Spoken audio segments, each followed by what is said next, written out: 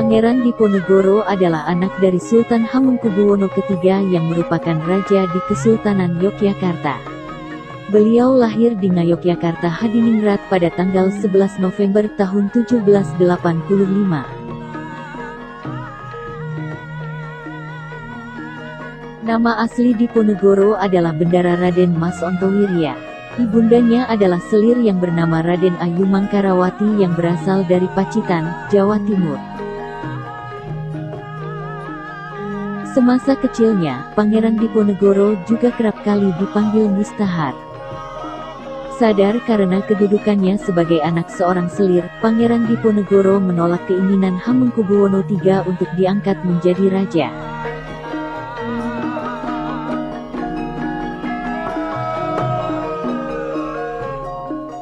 Biasanya, di lingkungan keraton, putra mahkota yang pantas hanyalah anak dari permaisuri. Pangeran Diponegoro lebih berminat pada kehidupan keagamaan dan rakyat jelata, sehingga dia lebih suka berada di Tegalrejo. Dahulu di Tegalrejo adalah tempat tinggal eyang buyutnya, yang adalah Gusti Kangjeng Ratu Tegalrejo. Pemberontakan Diponegoro ke keraton dimulai ketika kepemimpinan Sultan Hamengkubuwono V pada tahun 1822. Kala itu, Diponegoro menjadi salah satu anggota perwalian yang menemani Hamengkubuwono V yang masih berusia 3 tahun. Sedangkan pemerintahan keraton biasanya dipegang bersama oleh Patih Danureja dan Residen Belanda. Tentu Pangeran Diponegoro tidak menyetujui cara perwalian yang seperti itu. Perang Diponegoro pecah karena pemasangan patok-patok di tanah milik Diponegoro di desa Tegalrejo. Merasa kesal dengan perlakuan Belanda yang tidak menghargai adat istiadat setempat ditambah kelakuan mereka yang memang menyusahkan rakyat, Diponegoro kemudian menentang Belanda secara terbuka.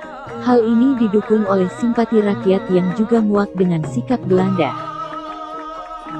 Perlawanan Diponegoro pun meluas hingga mendapat dukungan dari tokoh agama, Kiai Maja atas landasan semangat keagamaan. Selain itu Pangeran Diponegoro juga mendapat dukungan dari Sunan Pangkubuwono VI dan Raden Tumenggung Prawiradikdaya.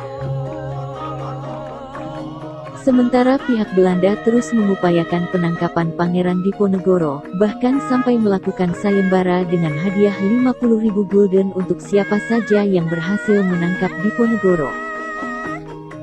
Perang Diponegoro menjadi perang terbuka dengan pengerahan pasukan dan senjata seperti artileri dan kavaleri. Pertempuran terjadi di kota-kota dan desa-desa di seluruh Jawa. Pembangunan jalur logistik dari kedua kubu juga menjadi penting ditambah strategi tiap-tiap kubu. Belum lagi produksi mesiu dan peluru sebagai senjata serta peran dari pihak medis, kurir dan logistik lainnya juga sangat penting dalam peperangan. Pihak Pangeran Diponegoro sering melancarkan serangan saat musim hujan agar pihak Belanda kewalahan. Namun hal ini diantisipasi oleh Belanda yang selalu mengusulkan gencatan senjata saat musim hujan. Pada puncak peperangan, Belanda sempat mengerahkan lebih dari 20.000 pasukan, jumlah yang sangat besar. Di tahun 1829, Kiai Maja yang menjadi pemimpin spiritual ditangkap, menyusul kemudian Pangeran Mangkubumi dan Panglima Sentot Ali Basya yang juga ditangkap.